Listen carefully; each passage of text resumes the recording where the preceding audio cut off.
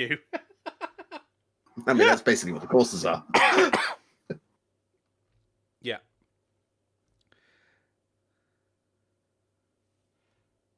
Yeah, pretty much. So here we go. Let's go live. I don't have any more puppets. Okay, good evening, everybody. Hopefully we are now live. Let us know if you can hear us. I forgot to get my puppets. Hello, everybody. How are you? Puppets. They're over there. Uh-oh. It won't be the same without them. Right, I know how is that everybody? I know that I'm quite quiet, so I might just turn Yan down if I can't get louder. What do I want to do?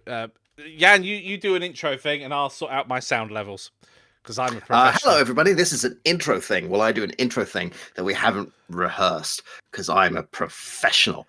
Just before the show, I was asked to do a sound check, and I quoted Shut Me Up by Mindless Self-Indulgence, which Mikey didn't know. So he ended up looping me saying, the bass, the rock, the mic, the treble. I like my coffee black, just like my metal, which carried him over for the next 2 minutes.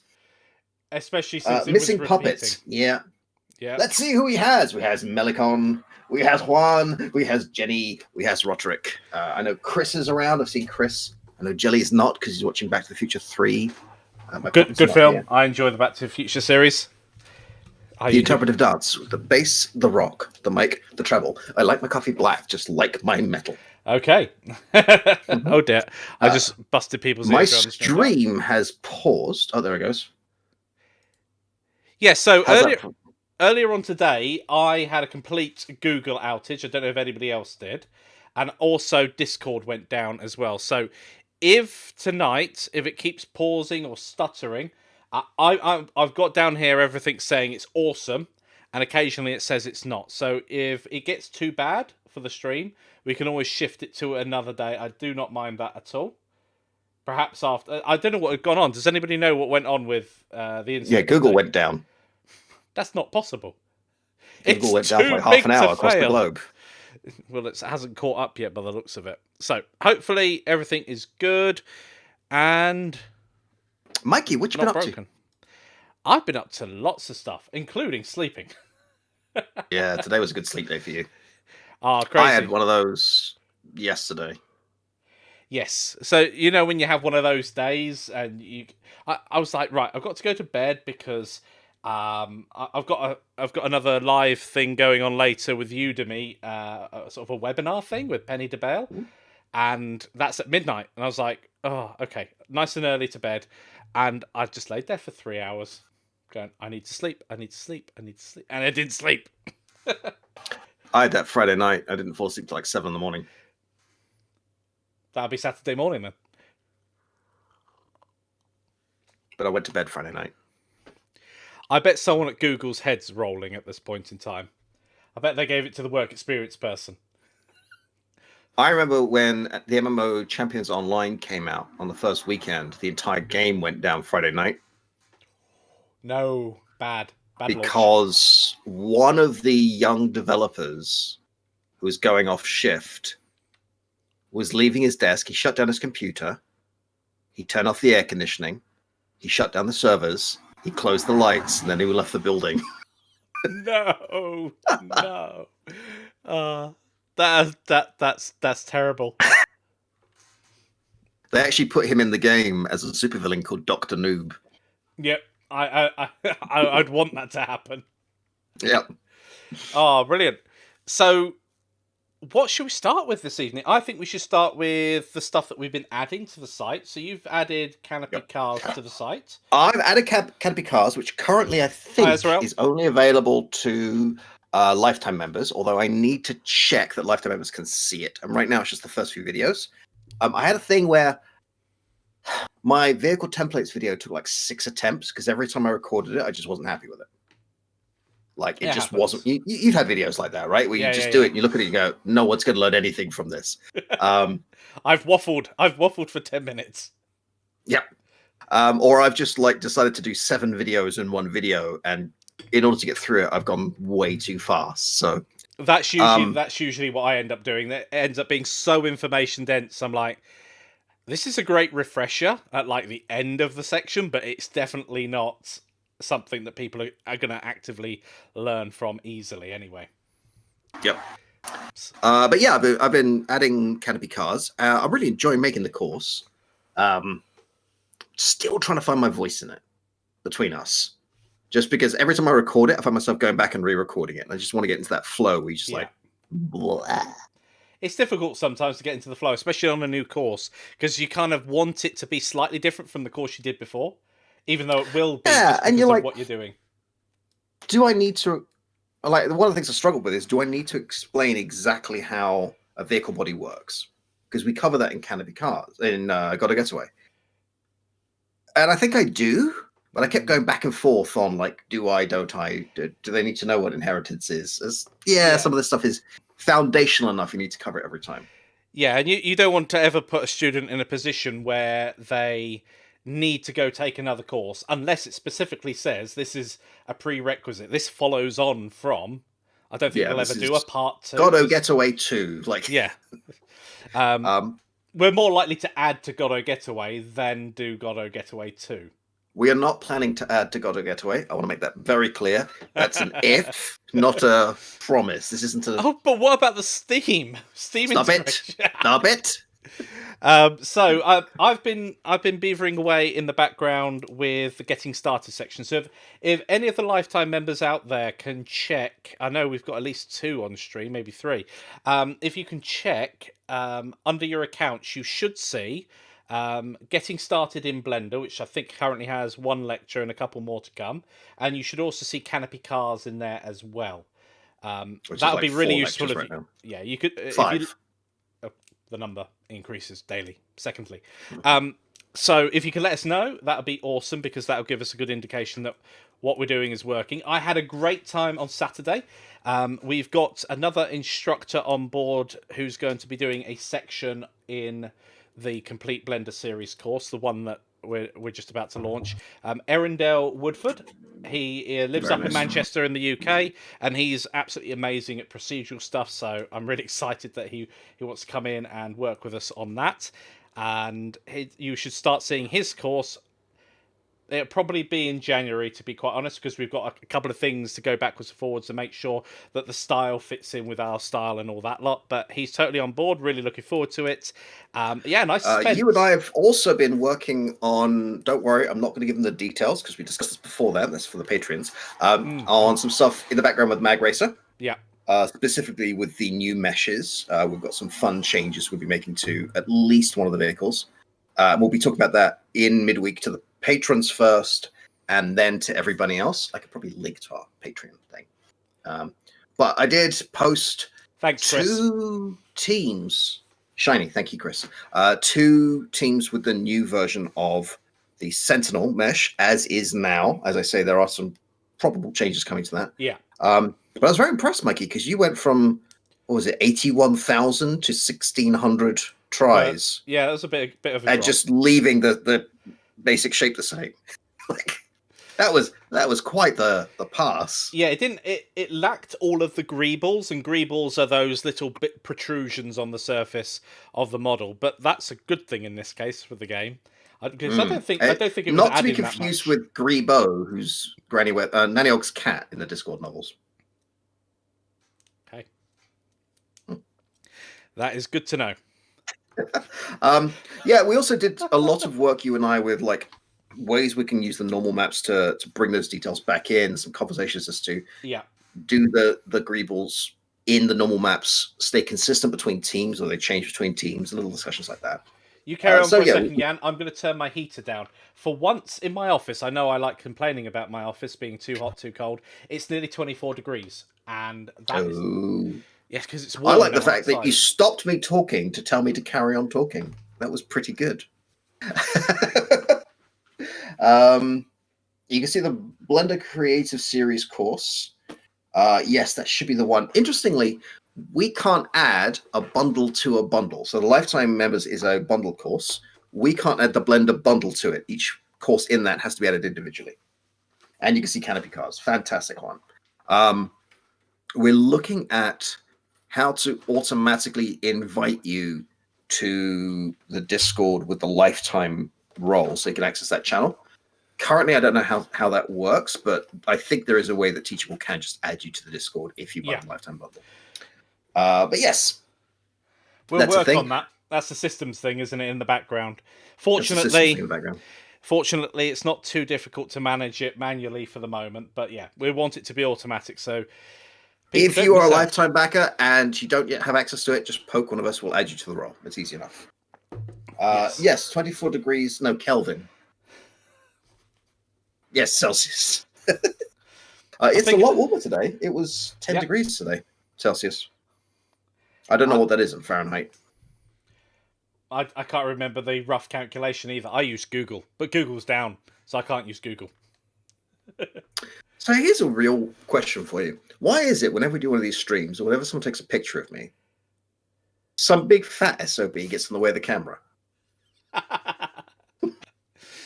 So yeah, let's talk about the. So that was commented on earlier on.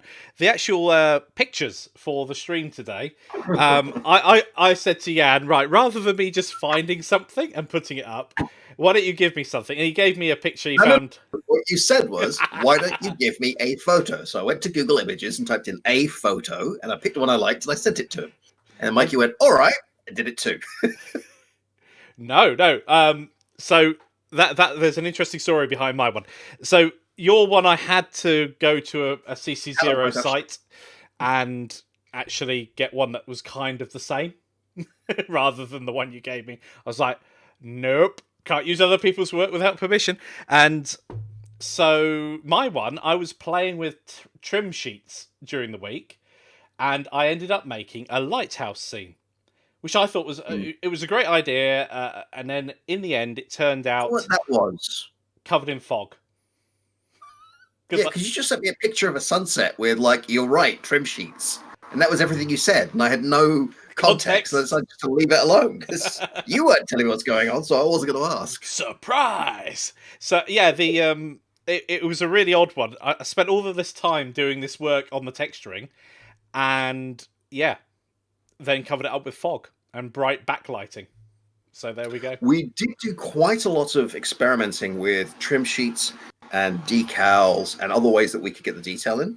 And I think at some point you and I should record like a little video or a podcast as to the decisions we reached and why. Yeah. Because the decision we reached is specifically for Mag Racer.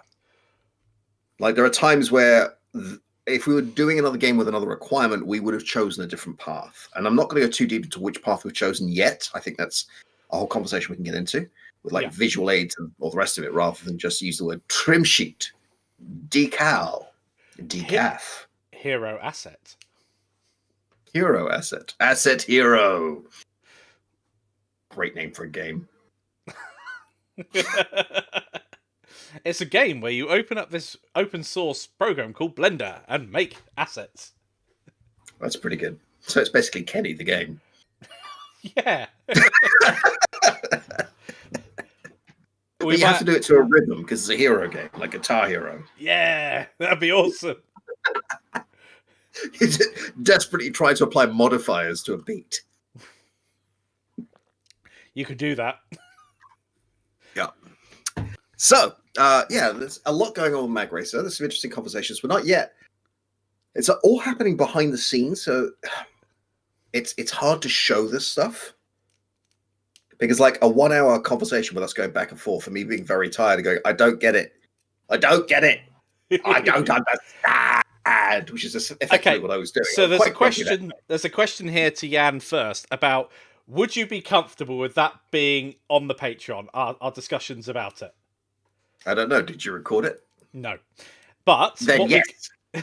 What we could do in future is actually record those conversations so that it would be incredibly raw, but Jan and I will be at each other's throats going, no, this way is better. And Jan will be going, really, you're not listening, Mike. No, it was really just a conversation because I didn't understand what Mike was saying and he didn't understand what I was saying. We're both trying to get it across and try not to get frustrated. I'm quite tired. Mikey's quite forgiving. So at one point, he's just looking at me going, you haven't slept, have you? It's like, I'm getting this vibe. At the end, it was a point where it was like, this is really cool tech, and I don't know why we would add it to this game. Yeah. That was kind of the point we got to. It was like, this is fantastic. It doesn't really work with what we're trying to do. I mean, now, if we were to do a game where we let you walk around the craft, like walk around the hangar and look at all the little details, then the tech you were showing me would be paramount. Like, we'd have to have it. Yeah. So one of the great things... Yeah, so at the moment we've gone for a paradigm where we're texturing each craft individually to give it its own unique look and style per the team it's on. However, if you get up too close, then you can't resolve the texture without having silly size texture sheets. Yep. So you end up with we're working to 2K, and we don't want to go beyond 2K. If we up it to 4K, it looks much better. But then instead of having an 800 meg game, we have a game that's 3 gigs.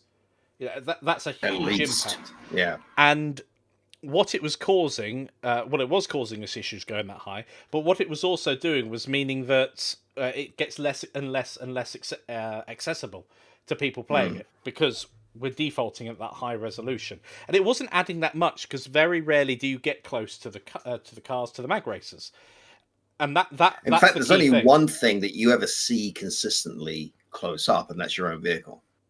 Yeah, because there was that one moment where you brought in like a temporary generated concrete texture for building, and the entire game suddenly doubled in size. And we looked at it; it was an 8K texture. And you're like, yeah, it's just a placeholder.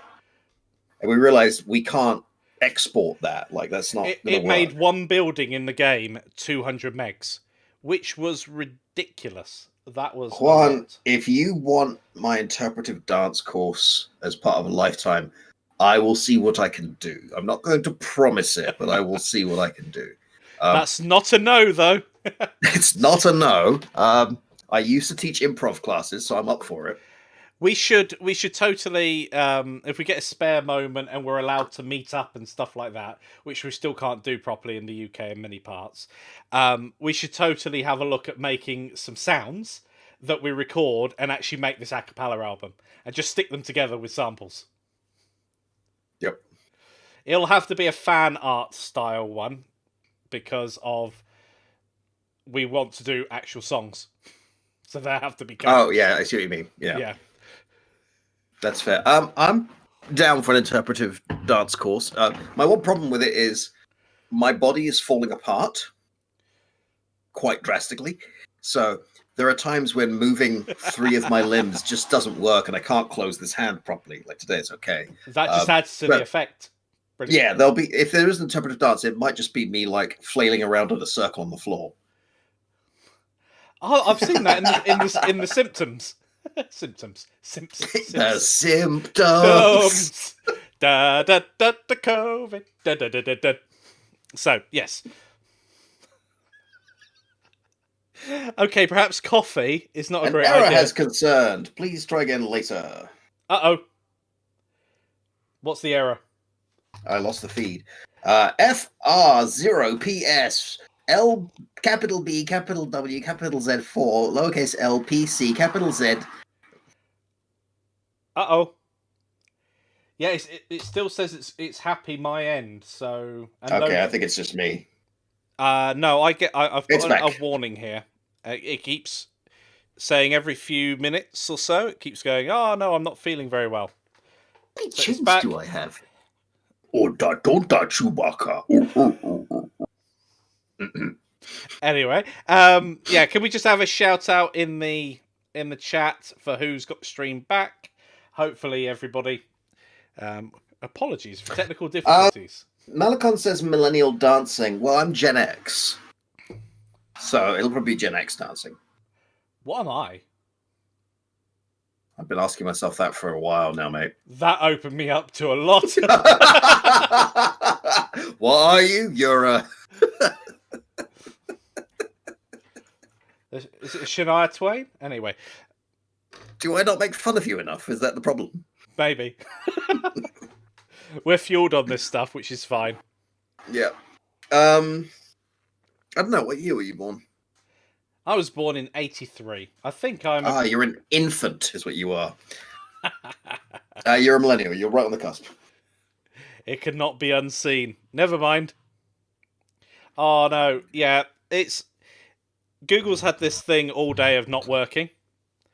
I was in the car coming back from dropping my children off at school this morning, and suddenly my music stopped. I use Google Music. I was like, "Oh, that's annoying." So I switched on the radio and went, "Well, my sat nav's not working," and I didn't link the fact that Google Maps, Google YouTube Music, and yeah, and the doc that I was composing in the car whilst trying. No, I mean, Malakon says it's not Gen X starting and flopping on the floor. Maybe, but don't forget the Flintstone flop and the worm, both of which were popularized by the Beastie Boys, or the Beastie Bees. the what? The Beastie Boys. Ask your dad. I think he's a generation before that. Actually, he's into Hank Marvin, Dire Straits, Eric Clapton. I mean, Clapton did some good songs. Mark Knopfler, who was the lead of Dire Straits, yeah. I know. It's great to be amongst wise people. When does that start? That sounds amazing. Thank you for all your wise people joining us this evening. You made a wise. He's not talking about me. That's very clear. Ow. Oh dear. Oh dear, what we like. So you picked up an interesting game this week. Oh, thank goodness. I thought you were going to go with Rash. Like, what? Nope. I did. I picked up an interesting game. I picked up Cyberpunk 2077, and I did it. Not because I thought this is an amazing game and I have to get it, although there is quite a lot that I'm very impressed by. I don't tend to like CD Projekt Red's games very much. Like, I'm not a big fan of the Witcher series. I got very bored in The Witcher 3. Like, I can see why people love it, and that's fantastic, but it's not... As much as I like big open world games, I just got annoyed by Geralt and his "I have a throat infection and I can do everything. Ooh, I'm spooky" voice. Ooh. Like, it just... After like 10 minutes of this, I was like, I might be done with this game. And after an hour and a half, like, yep, I'm done with this game. But I got it after I started seeing some reviews that were talking about some, like, a bunch of reviews just couldn't understand some of the gameplay decisions that were made, some of the design decisions that were made. And that's what made me want to pick it up. Because I think you can learn a lot from a bad teacher. And I don't mean that this is a bad game or made by people who don't know what they're doing, but there are certain decisions in this game that were clearly made because a huge company or a big company was in way over its head. Like, they're making this colossal project, and it's a really ambitious project. Like, hats off to them. Like, that's insane, the amount of work they had to do. I'm not surprised it was delayed and delayed and delayed. Like, this thing was first announced 8 years ago. And they finally released it after delay after delay after delay, bad PR after bad PR. And the thing is falling apart at the seams. I mean, there's some serious bugs in it, and some minor bugs, and some funny bugs. But some of the gameplay decisions just don't make sense. I'll give you an example. You load the game, and a little thing says, "Hey, do you want to load the game? Or would you like to load The Witcher? Or Witcher 3? Like, no, I want to load this. Okay. You wait, and it says, "Oh, we're CD Projekt Red." I know who you are. We've used all these companies. That's very good. Wait. So it doesn't take too long. And then a little loading screen. And you press a button and nothing happens.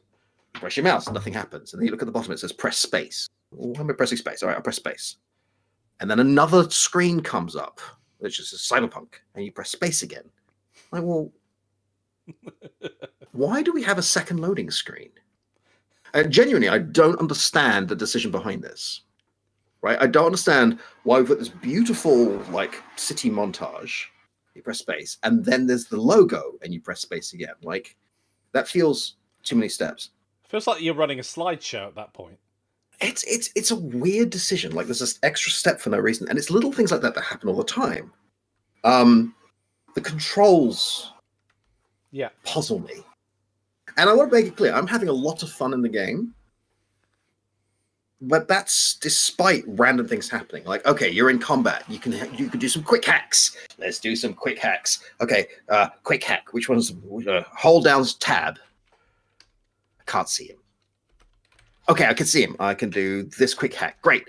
You do your quick hack, you come out of the hack mode, and the game has randomly changed weapon for you without telling you. So whereas you had an assault rifle, you're now carrying a knife. Just from a distance. Which is just puzzling. Or it'll change grenades for you and not tell you why. So there's a lot of little things like that. The one that really got me was you get to the end of Act 1, and it's all dun dun dun Keanu Reeves, and it's great. And then you effectively have to sit through an interactive cutscene for half an hour. I thought we got rid of that in Final Fantasy.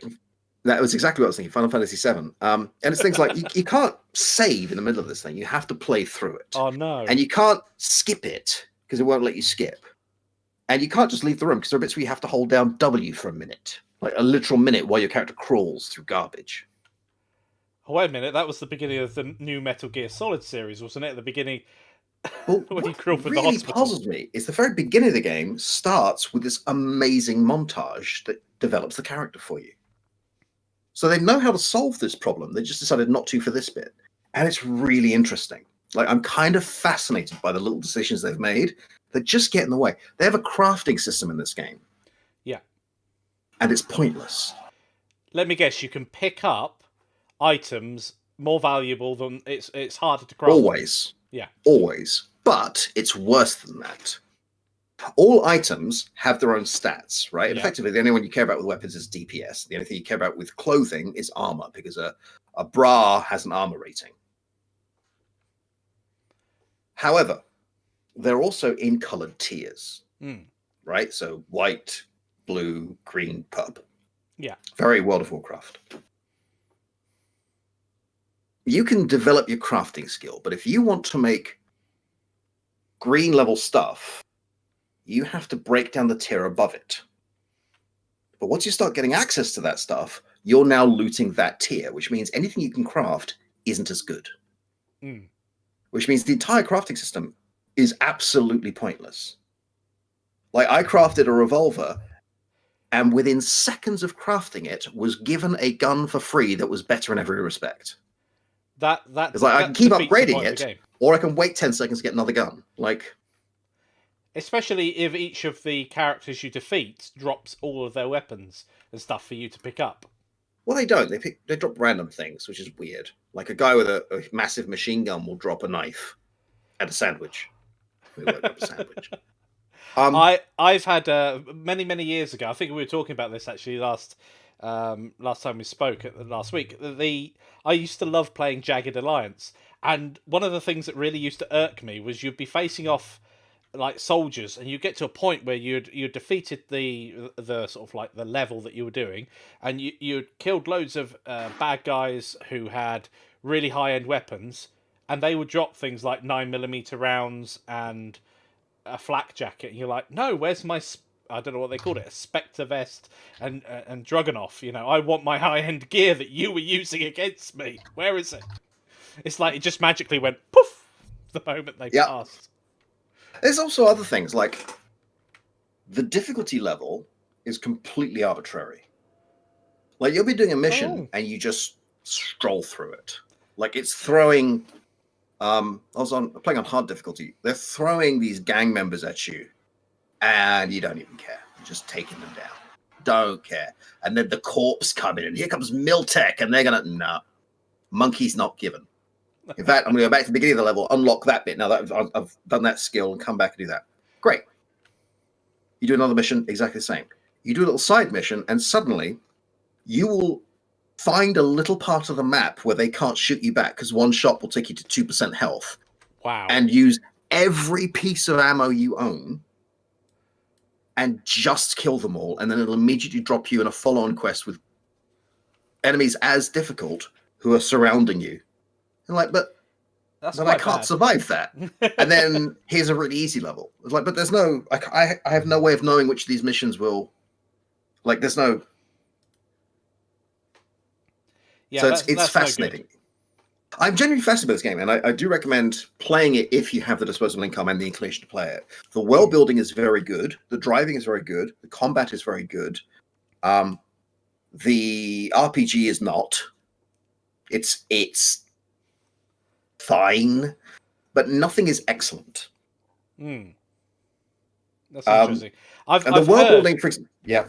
I've heard a lot of people are enjoying the game, like you, in spite of the bugs. You know, it doesn't matter that the bugs are there. The actual game itself is strong enough. And to be fair, these bugs are going to be ironed out in the next 6 months. Probably.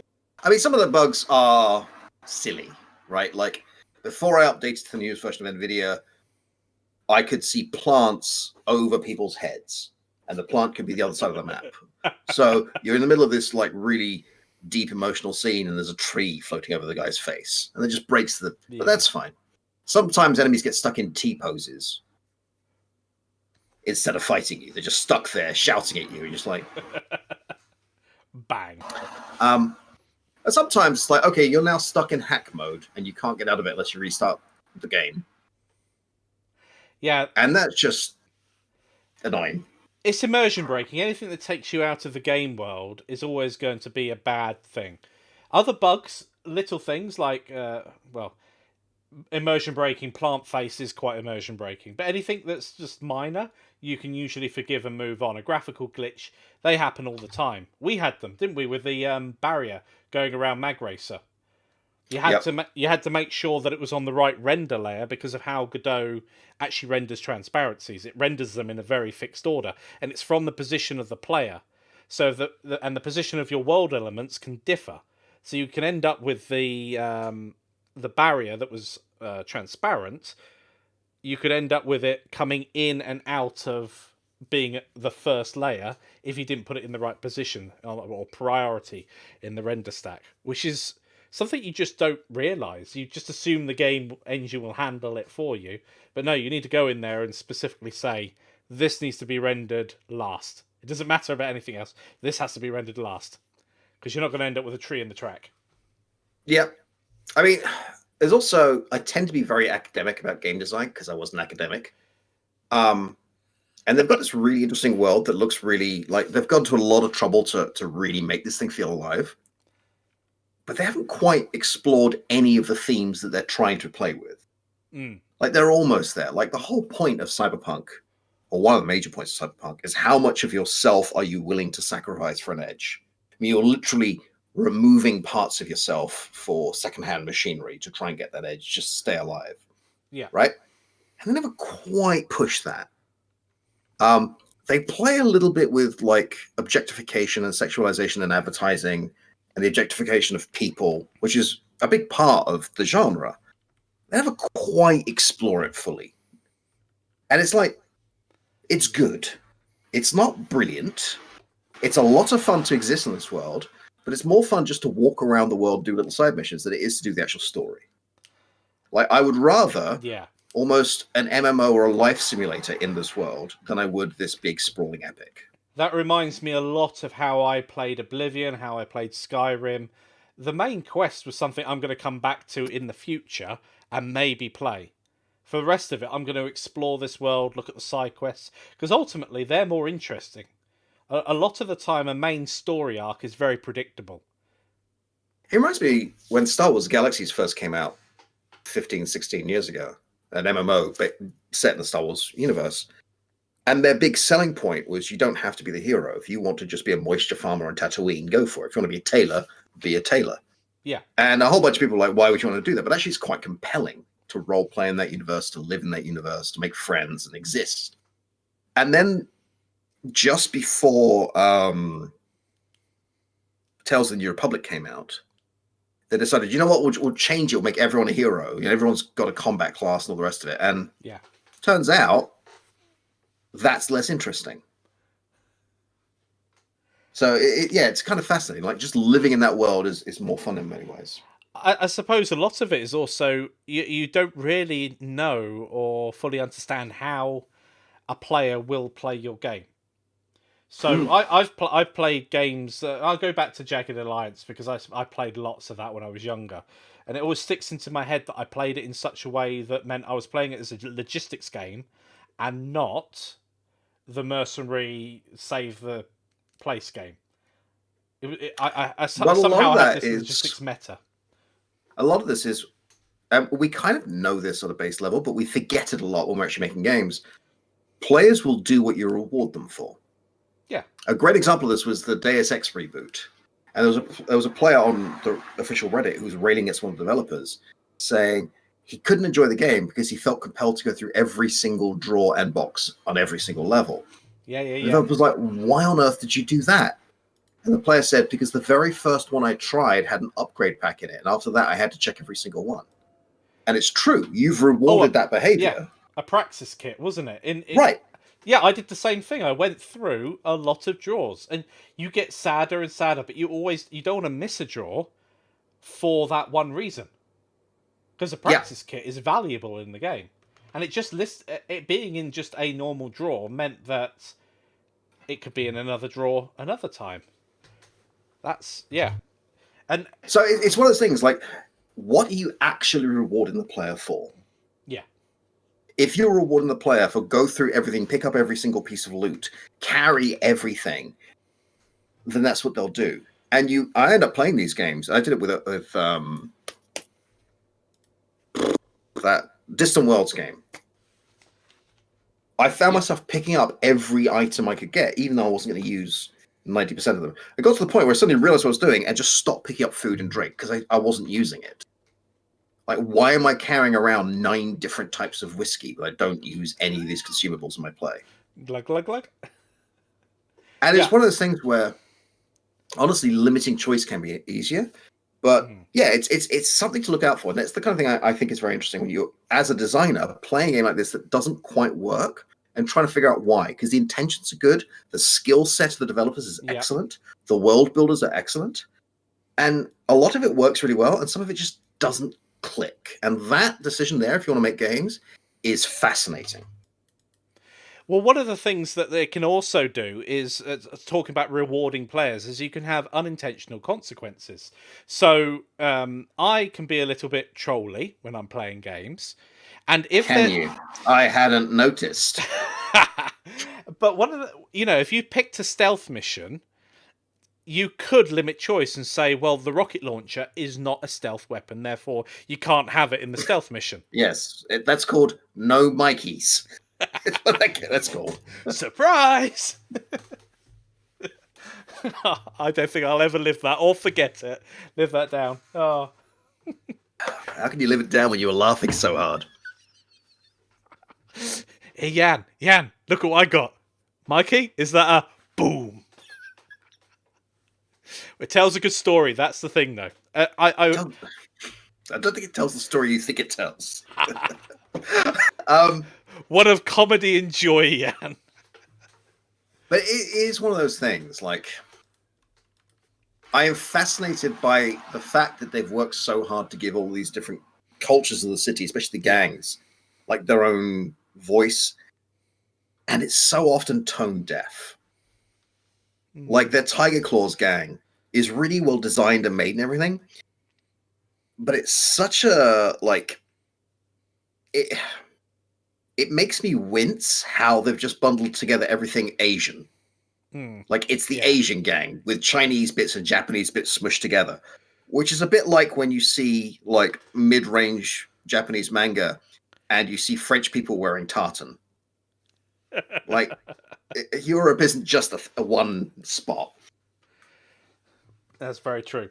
I wonder if, because I remember reading about a year ago that in that particular case they got a bit of backlash from a community of people saying you can't exploit a genre of people. Yeah, okay. I'm just glad you didn't go with flavor. A genre of person. But at the time, there were also people from that community saying, "Yeah, this is spot on. We love it." And so I wonder if they had to dial that back for fear of a big backlash on it. I feel like if you're going to include, and this is a debate, this isn't like the one of course. True way, but if you're going to include like depictions of a different way of seeing the world, a different culture, a different sexuality, a different whatever it is, get the authentic voice in there. Take it seriously. Speak to people or get people to write it who have lived in that world. even if the game doesn't quite agree with that conversation, that dichotomy can lead to much better world building. Because it turns out cultures are not all perfectly aligned and work well together. Yeah. Right? I mean, you can see that now. Cultures is the word I was looking for. It is cultures. People genre. Flavor of people. I've lost the stream again. God, this is... Come on, YouTube. Well, it's a good job we don't have anything important to do, Jan. It still says brilliant here. Jenny raises a good point. They've been working this for 10 years. This is a huge game, and a company the size of CD Projekt Red taking on something this big is insane. And the fact they've managed to do it all, hats off to them. I mean, really, like, and it takes quite a while to write a story with all of the intricacies that this particular game has got, some of which players will never see. I mean, yes, although, again, good but not brilliant. Like, the story is good, but I keep being like introduced to these important characters, some of whom die, and I have heart-to-hearts with them while they're dying. And my reaction is, why did they take the skip button away? This is boring me silly. I've had TV shows do that to me, where you're supposed to care about a main character. I'm like, you introduce them for 30 seconds. I have not I don't have a bond with them. Or the fixer who is clearly going to double-cross you. Like, the first time they speak to you, and you think, you're going to stab me in the back, aren't you? You're a plot point. And then they stab you in the back, and you went, yep. And then when that fixer dies, and you're like, yep. Yeah. Or someone's warning you, the person who's giving you this mission, you can't trust them. It's like, obviously I can't trust them. That's a bit too much affordance, isn't it? It's almost dumbing down the mystery behind the game if you take it that way. It's tricky because making something this big with this many people and telling a truly deep and meaningful story with themes and genres and everything else, and getting everything to mesh together. The Ludo narrative dissonance is sometimes called, or it used to be called, where the gameplay and the story don't really mesh and they get each other's way. It's very hard to do. If it's one or two people making a story, you can really get into it and just make sure everything works. If you're 20, 30, 50, 80 people, things get left behind. Things get tweaked. Someone leaves the company and someone else picks it up and just changes it. Roderick makes a very good point here that many feature creeps, and that will happen over the course of 10 years. Just imagine how graphics has changed. That's at least two generations of console in 10 years, and generations of hardware.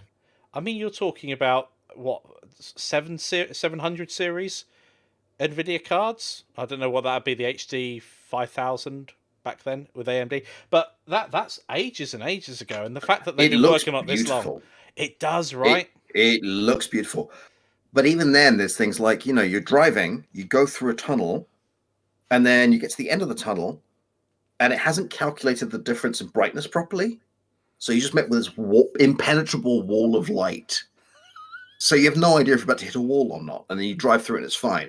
The mini map doesn't zoom out when you go faster. Yep. So if you're trying to drive around the city at anything over 10 miles an hour, you'll miss the turn constantly. And I presume, because I've not played it, there are no like waypoints on the screen telling you to turn left or right. Oh no, no. There's a waypoint on the screen, but there's no like breadcrumbs on the screen. The breadcrumbs on the mini. Yeah, like a sat nav turn. So instead of watching the road, I'm watching the top right, which means you're going to run over pedestrians, which is going to alert the cops. Which I assume is bad. I don't know. They give up after 20 seconds. Yeah, I've heard that. I've never yet have a cop. I've never had them catch me. Apparently, you can start a conversation with someone, and if you start a quest, it will cancel the cops, and they can be right behind you going, "Stop!" Oh, they're busy. Sorry. And it's that kind of thing that's really odd, because how did that come out of? It's a good question. How did something as obvious as that and game immersion breaking as that, because it's not game breaking, because GTA can do that it used to be able to do that anyway. I suspect they got to the point where it's like either we release it in 2020 or we file for bankruptcy. We've been working on this since 2012. Quite possibly, yeah. We've delayed it and delayed it and delayed it. Like, as it is, they're getting murdered on Metacritic quite unfairly. I mean, the game has bugs. The PS4 version apparently is not great. Yeah. Like, people are disappointed. The hype around this game is insane. I think Keanu Reeves. I like Keanu Reeves. I think he was the wrong choice. Perhaps made he it a bit acts too Johnny popular. Silverhands quite well, and Johnny Silverhands is a what's the word I can use on this stream? Complete poohead. Like, that's how he's written. Like, narcissistic, misogynistic. Yeah. I mean, he keeps telling you to shoot yourself. Nice. I mean, just a nas. I mean, you're trying to do a quest and he's giving you information and he's trolling you, right? Constantly. The problem is Keanu Reeves is a really nice guy. Yeah. And it's quite clearly Keanu Reeves. Like, it looks like Keanu Reeves. So I keep expecting him to, like, get an air guitar and start playing that, because I keep wanting to tell him, you were fantastic in Bill and Ted, and I liked you in Constantine. Shame about the Matrix. Dear. So I don't know. It's a fascinating game. From a design point of view, I really recommend it. Bugs and all. From an actual, is it worth paying 50, 60 quid to play this huge open world game? Up to you. It doesn't feel like GTA. The driving's not as good. The RPG elements don't work. I mean, they just don't. If you've got a huge skill tree and most of the skills are 5% boost on damage in this circumstance, that's just not interesting.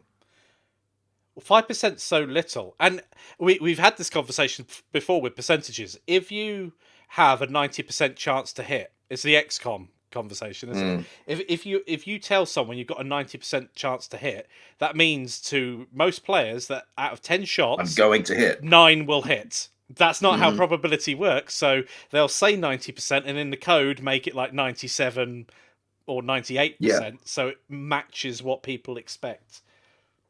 That's really interesting. It's a very interesting game. A lot of it is quite fun. I recommend it as sort of design masterclass. Yeah. More than anything else.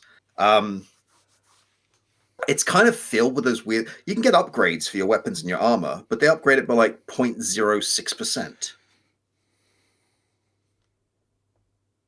Why am I bothering with this? There's a thin sliver of a chance that will save you a critical hit at some point. I'm not even going to notice it. Like... No, that does.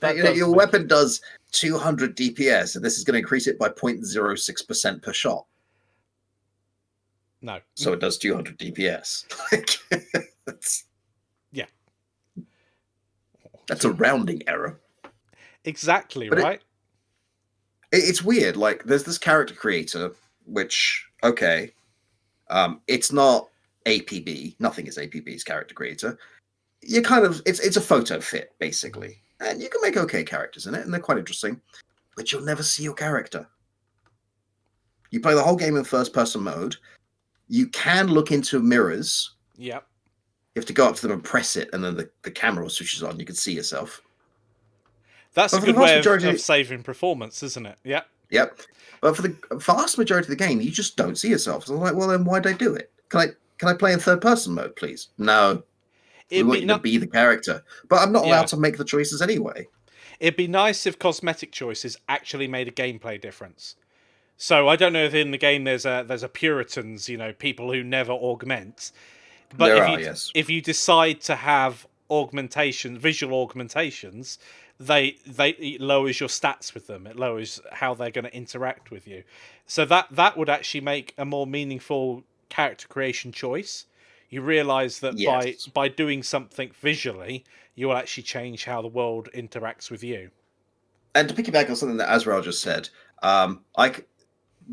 bombing reviews on Metacritic is bad, but I get it. Death threats are always no. Just no. It's disgusting. Yeah, in any situation, no death threats. Especially for game design, because it's kind of trivial. But no, if you find yourself wanting to make a death threat, walk away.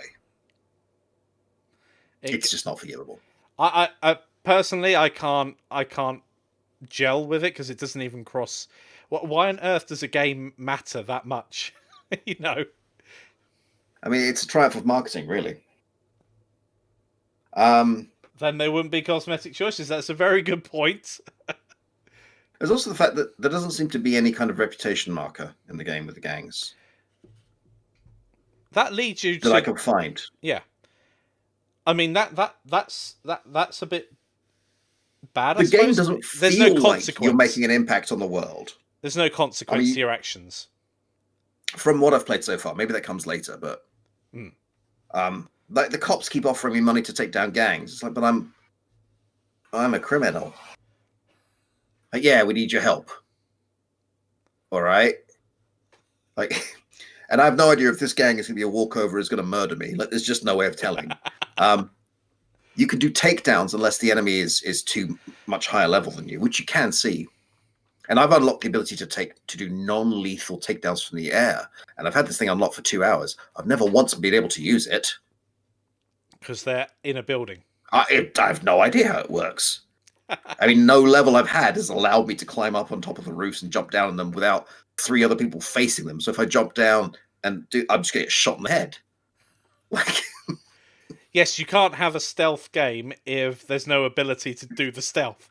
Thief is a great example of this. All of them, whatever you think of it, number 2 and 3 are a bit iffy, but certainly 1 and 2, the way that light plays such a critical role, and the fact that you can slip away into darkness, and Splinter Cell did that incredibly well as well.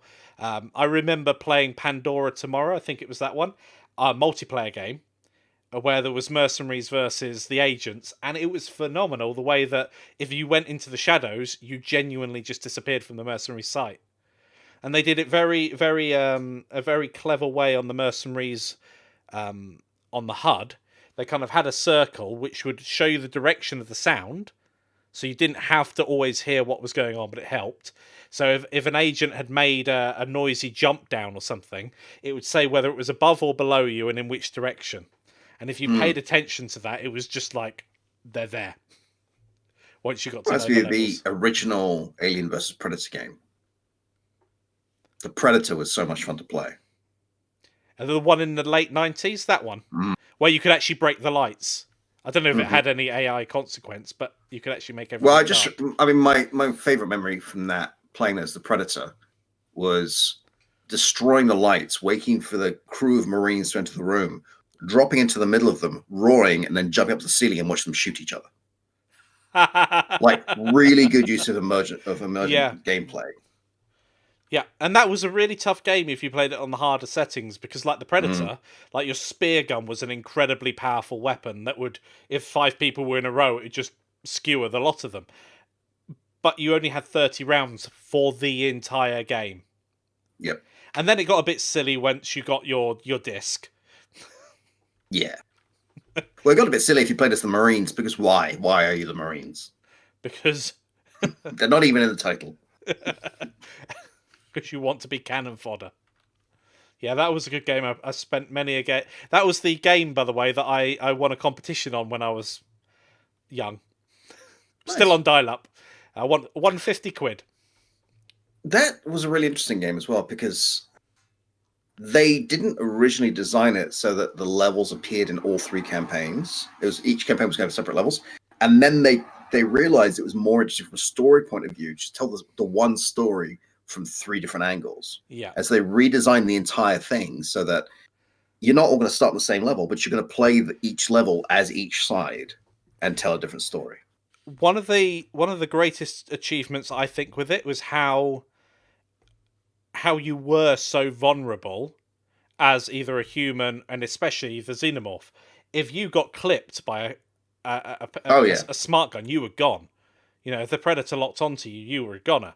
And it even on the easier settings, it was still remarkably difficult. And on hardcore, it was crazy. But it's the only Alien. I'm a big fan of the Alien series, games and films. And one of the things that I've never played since is an Alien that was as convincing as that one. The fact that you could move around a level with such agility, and you were genuinely vulnerable. So it was come in, make an attack, and move out and pray. And if there was an auto turret near you, you were just a goner. If you did not Yep. spot that, wow. Jenny asked, what is it about Hideo Kojima's games or Kojima's games that make them so different and stand out? I actually don't know. I haven't played a lot of Kojima's games. He does seem to be quite the designer. Like, there's something about his ethos that's very different. He doesn't seem to follow trends. That's one thing that I've noticed, is he will do the thing that he wants to do, regardless of what the standard is. I think that's something that's very compelling.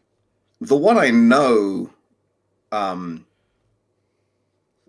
I can speak of that does very well is Nintendo. Nintendo's game design is on point.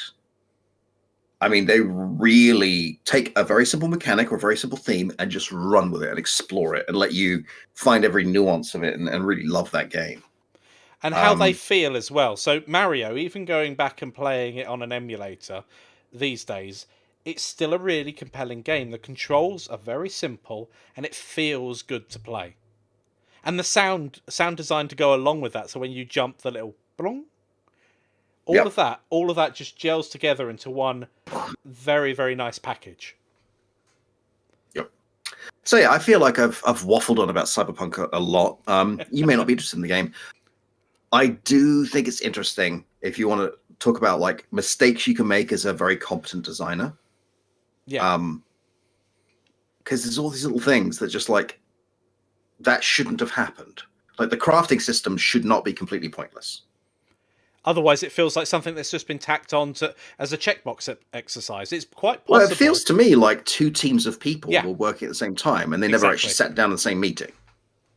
Like, someone has gone and put ammunition and weapons everywhere, and for most of the game, you're carrying way too much of the stuff, and then all of a sudden, you don't have enough. I used to play way back in the day of the original Half-Life, which probably is 2 decades ago now, if not more. I remember playing that, and I got to a point where, why am I conserving the ammo for the best weapons and using the basic weapons? Because ammo is everywhere. Yep. And it's really frustrating because you're trying to play the game, but you don't know at that point in your first playthrough that ammo is going to be plentiful. So you're like, well, this really powerful weapon, I'm going to save that ammo until I need it. I've found that with games that have like single-use potions that do this amazing thing. There's only one of those potions in the game. And rather than just constantly using them all the time, I hold on to them.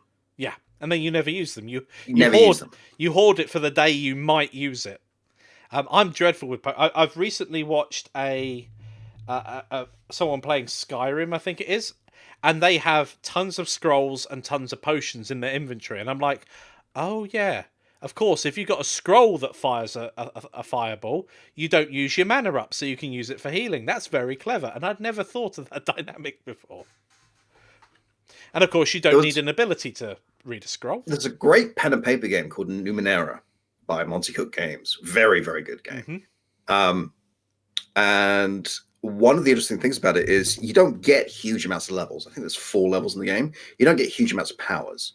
Yeah. What you do is you pick up Numenera. There's constant little magic items everywhere that are one-use things. And some of them are really powerful. You could use it once. And some of them they're called glimmers. Things like they cause a trail of glitter in the air. Or they make the room smell nice. But the players are encouraged to just use them all the time. Like, just don't hoard them, because you can only carry 3 or 4 at a time. Because then they interfere with each other and then they break. So just use them all the time. And that's what makes your character have these powers. Yes, that's always a great Operation Gamma makes a good point there. So when I was playing, I can't remember what it's called. Brilliant. Good point, Mike. Dying Light. When I was playing Dying Light, it was a zombie parkour game. If you fire a weapon, picturing zombies doing parkour. Pretty much. If you actually use a firearm, you get swamped with zombies, and for some reason, the silenced pistol uses special ammo. So I'm like, what? Really? That's annoying. Hush-a-boom bullets. But getting the crossbow or the bow and arrow, the fact that you can use it with your 50 rounds or whatever, arrows, bolts, and then go and pick them up from the enemy with a small chance of breaking, I think it is. That's very useful. That's very realistic. That's a compelling reason to use that type of weapon. And just to bring it round a little bit, Ty42 just says, love Numenera, great tabletop RPG. When we were talking about the players are going to do what you reward them for, the problem I've had traditionally with D&D, and I love me some D&D, and I've played it for decades. D&D comes from tabletop wargaming. Gygax and his friends were playing war games. They started improvising little other solutions into the castle. Yeah. And, D&D grew from that. But you are given more experience quicker from combat than anything else. Although there's all these mechanics for other things, people tend to go for combat first and foremost. Numenera doesn't give you experience for combat. It gives you experience for solving mysteries and making discoveries. You can do combat, absolutely, but you don't level up from it. Yeah. And players approach the game very differently. So yeah, the player's going to do the thing that they think they're rewarded for. And if that's hoarding every single glass bottle and ashtray they find, they'll do it.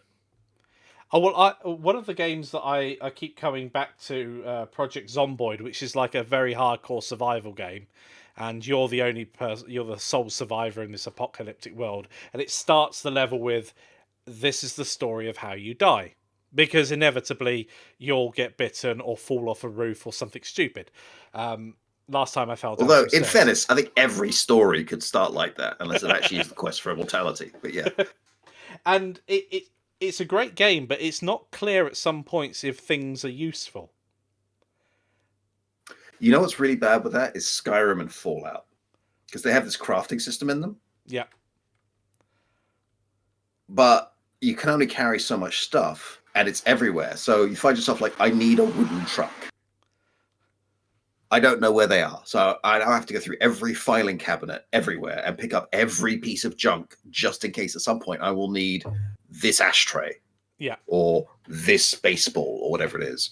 And I really dislike that kind of hoarding crafting. It needs to be intuitive. That's the thing that just kind of walking helps. around with my pockets full of junk does not make me feel like a hero. It makes me feel like a kleptomaniac hoarder. Very true. Very true. Yeah, it's very difficult to get that balance of intuitiveness, and so a couple of ways you can do that. One, give the player a good guide so they understand how things link together, and maybe a few surprises in there. Or dumb down the resources. Don't have 50 different things that they can combine. Have 5 different things they can combine, and they have to combine them in certain amounts and orders. Well, Minecraft Fallout does that 3 and very 4, well. It's like you need rubber, you need fiber, whatever it is. You break down these materials to get them. But things like Minecraft, it's like, well, no, you need wood, go chop down some trees. You need coal, go dig coal. Yeah, it doesn't matter. You don't have to go through someone's pockets and pick up, matchbooks. And it's very intuitive because there is only one way to get... Well, there's 2 ways to get iron. You either get some iron from a drop or you make it yourself. There's no other way around it. And you just combine 2 elements. So, I mean, I've been playing a lot of Factorio as well recently, and it can be really frustrating because you kind of set up your factory in such a way, and you're like, brilliant, what's the next thing I'm making? Oh, well, that component's all the way down here, and it's being made there. There's another bit being made here, and the actual resource point that needs it is all the way up here. It's like, great. I've not built my factory. But it's actually understanding that, and on the next playthrough, you're like, right, this time, I've got to group all that together and run out of space. So... Yep. Satisfactory is apparently really, really good as well. I've heard that. So I might be picking that. I like my resource management games. I mean, I still enjoyed Minecraft quite a lot. I've not played it in a long time. It's but playing with a group of friends was a lot of fun. Yeah, so yeah. It's also become a kids game, which just overnight it's suddenly a kids game. I don't know what happened. YouTubers, I think that's what happened. Yeah. Well, Among Us, absolutely quiet little indie game. A couple of big YouTubers played it. Boom. 7-year-olds playing Among Us. This is a great one. My girlfriend's kid loves Among Us, like adores it, but she's 7. And she and her friends don't like, from what I can gather, because I can hear them playing in the background, they don't like betraying each other. So they'll log in and say, "I'm a crew member. I'm the infiltrator. Don't vote me out." Okay. That's the game gone. Yeah, and that's the thing. They just want to play it. They don't want to actually like have a bad time. It's kind of interesting. They must love just controlling their avatar, essentially. They just the animation is very, very cute. Yeah, exactly, and it's very. I mean, the murder is a bit gruesome, but the animation is very, very cute. So yeah, they just want to move around together and do a cute thing, which is interesting because the actual game players do housework. Yeah. Why? Oh yeah, there's a pandemic on at the moment, but why not come over and we'll do the housework together, and one of us can have a kitchen knife. But we had that with Viscera Cleanup Duty. Yes. Which is a really fun janitor simulator. I was like, Jan, I've finished clearing upstairs. I'm gonna call. Here comes the lift. Jan opens the lift and the physics engine goes nuts. Mikey is really good at a certain type of planning, but we're trying to clean up a level after a robot uprising and some space marines have come in to try and there's body parts and robots and oil. Oh no, this is the plant level, wasn't it? I'm thinking of the lab level. So Mikey, the lab level. All right. So the lab was just horrific. But Mikey decides he's going to clean upstairs. So he plans it. He fills the elevator with buckets of water for his mop. Like just fills it and takes it all upstairs. And carefully takes them all out and mops and mops and mops. Spends about an hour doing it. They're like, yeah, and I'm finished. I'm sending the elevator down. Cool. The elevator opens and it's just full of buckets of blood, which immediately tip up and land all over me and spill all over the floor behind me that I've spent an hour cleaning. And I was just like, why? What did you... The physics engine just had a moment and did boom. I mean, it was like a Jack-in-the-Box full of blood. It was just horrific. Very fun game. Weirdly, those games are way more fun than Housework. But you try to explain to somebody, I'm playing a housework game with my friends, and they look at you like you lost your mind. But there was something very zen and meditative about it. Yeah, I don't have to clean up that blood across my house that often. You know, it's refreshing. Well, that moment where you're going through the level, the two of you, and you think you've got it all, but your little scanner is telling you there's something up, and you look up and there's a vent, and one of you pokes it, and all this body parts fall out. And all that either of you can say is, "What kind of idiot shoves a body in a vent?" Like, you're just upset at the Marines for putting him in there. Why? Or how? Oh, nice. Guild Wars 2 was a very interesting, at least at launch, leveling system. I've never played Guild Wars. I've not played it recently. Guild Wars 2 was very good, at least at launch. It had its problems, but it was very good. It had this annoying personal story thing, which, okay, I get it. If I'm playing an MMO, I kind of want to make my own story, but it's in there. Yeah. But you get experience by taking part in the world. So there are these public quests that will happen depending on what else is happening on that map. So if this works, then the caravan goes down here, and if it doesn't, then something else has to happen. And whoever is there and taking part gets a full reward. So you don't have to talk to each other. You don't have to group up. You just go and do the thing. And you're helping the world, and it's all great. You feel like a hero. That sounds quite quite a good game. Rather than whoever gets there first gets the prize, or whoever opens the box first gets the loot. And the PvP was interesting because it was server versus server. And you couldn't hear the other server, except for 1 week during beta, where you could hear each other on public chats. And that just got out of hand very quickly because not everyone realized that was happening. So we used to send false information through the chat, which we thought was very clever, until we realized both servers heard the same chat. And so our side was also reacting to that false information. Fake news, and fake news. But it's all about capturing castles, and it's very interesting. I did play WoW though, World of Warcraft, and I think it's because my peers at the time played WoW, so it's kind of just what I played. Were Guild Wars 2 and WoW, did they come out around the same time? I mean, I was at university when I first learned about Guild WoW. Wars 2 is much more recent. Much. I had a really bad time with WoW. I enjoyed it. I enjoyed playing a hunter, I think it was. So I had my big cat with me, and it just made battles so much easier. It lasted 4 hours in that game before the people in Vent with me, because it was Vent at the time, begged me to uninstall it. I did find it a bit of a button mash exercise, though. No. Why? I'm an orc. Why am I gathering apples? Why am I competing with all the other orcs for apples? Like, what is this game? Orc Why no are the trolls smash. Jamaican? Like, just... I got very frustrated. I never played the dark side, or whatever it was called. The Horde? I don't know. It wasn't my game. Like, it clearly does game. What it wants to do very well, but the things it likes doing are the things I don't enjoy in MMOs. Like force combat. When you got beyond level 20, the gap between 20 and 30 and 40 was just... It was go out and grind. There were specific locations that you could just continuously grind, and I know that was around the time that I was playing. People were coming out with bots that would automatically do that, so you didn't have to grind. And I remember vividly playing because they had like a marketplace where it was an auction house. So I bought up all the gold and listed it at double the price. And whenever anybody undercut me, I'd buy that gold and list it at double the price. I made a small fortune. Yes, okay. I had enough gold at the time because I just sat there playing it. I had enough gold that I could always buy the shortfall and double the price. And people wanted gold, so it was there. Oh, you could do it with loads of different elements. So profiteering. Well. Yeah, totally. Okay, just checking.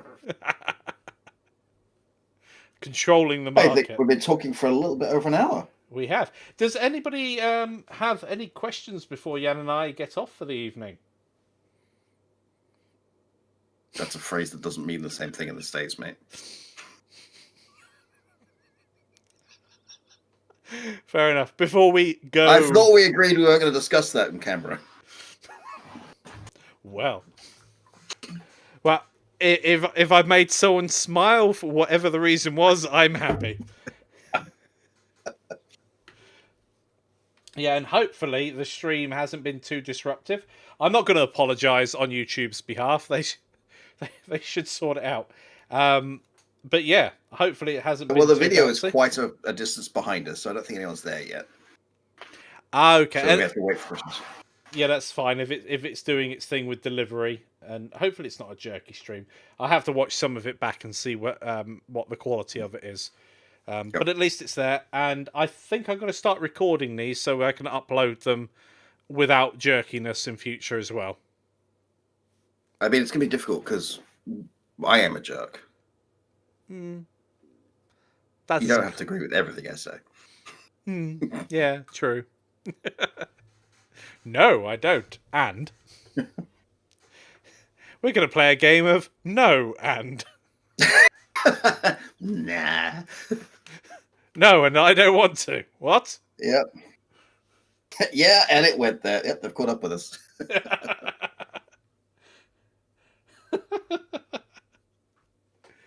Okay.